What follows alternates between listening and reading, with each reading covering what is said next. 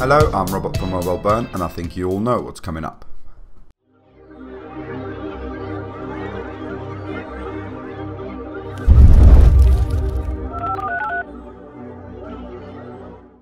Let's start off by taking a look at the design and build quality of both of these oversized phones.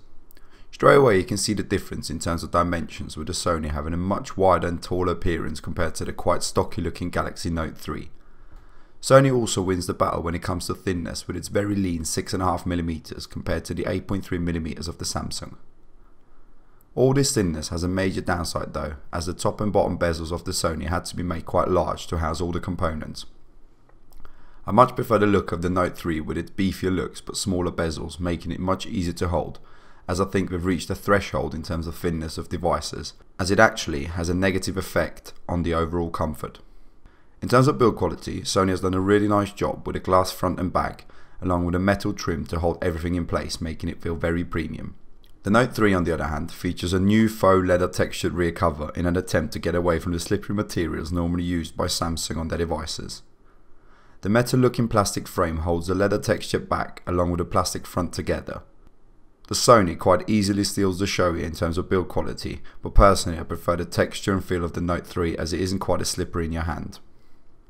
Looking at the cameras of both devices is almost the exact opposite as it is with the build quality. The Note 3 has the far superior camera in terms of software resolution and quality. The 13 megapixel sensor taken from the S4 is now capable of shooting 4K video. That's 8 megapixel of video, which is coincidentally the same amount as the entire resolution of Sony's camera. It also features digital video stabilization in Full HD mode, along with the ability to record fast and slow motion video at 60, 90 and 120 frames a second, along the standard 30. The stills from the Samsung are also much better compared to the Sony, with better sharpness and much less noise at higher ISOs. At first I thought that Sony missed the boat by including such a crappy camera, but then I realised that they've probably decided to focus on other aspects of the phablet, as I personally can't see too many people wanting to take pictures with this device due to its size. This is the only logical explanation I could come up with, other than they ran out of space due to its thinness, as there's not even an LED flash. One area where both devices are very similar is their battery capacity. The Note 3 features a 3200 mAh battery compared to the 3050 mAh of the Sony. Both will get you through the day comfortably even under heavy usage, with about 4 to 5 hours of screen on time.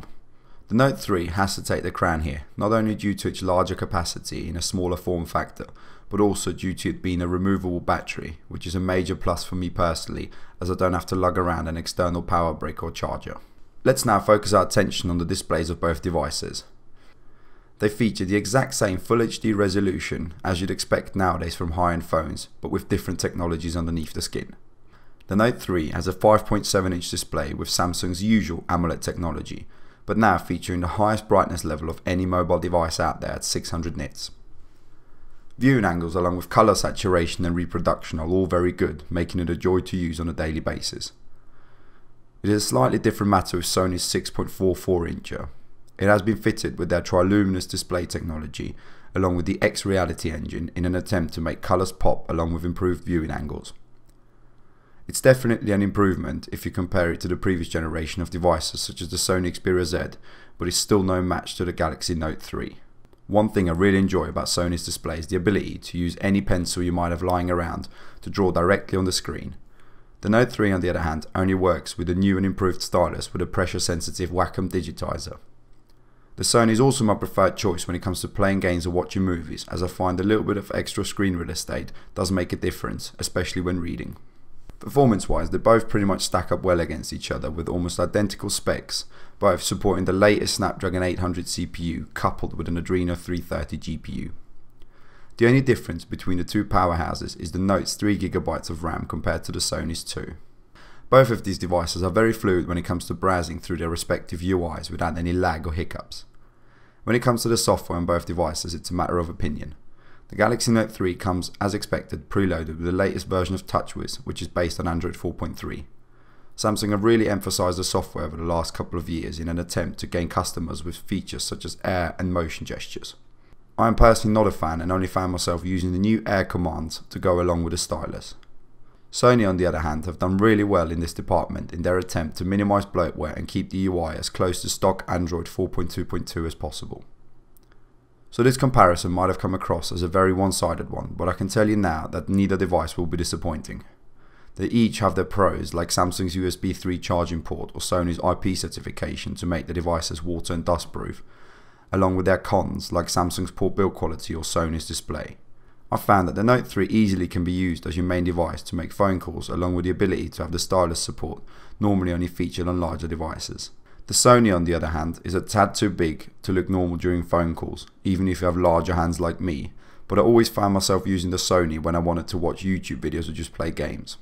The only area where I can quite comfortably say that the Note 3 beats the Sony is the display, but you'll only notice its weakness after you've used the Note for a while, as otherwise it's no worse than the current displays on the market. So I hope you've enjoyed this comparison between a Sony Xperia Z Ultra and a Samsung Galaxy Note 3. If you have, don't forget to subscribe as well as like the video, and I look forward to seeing you in my next one.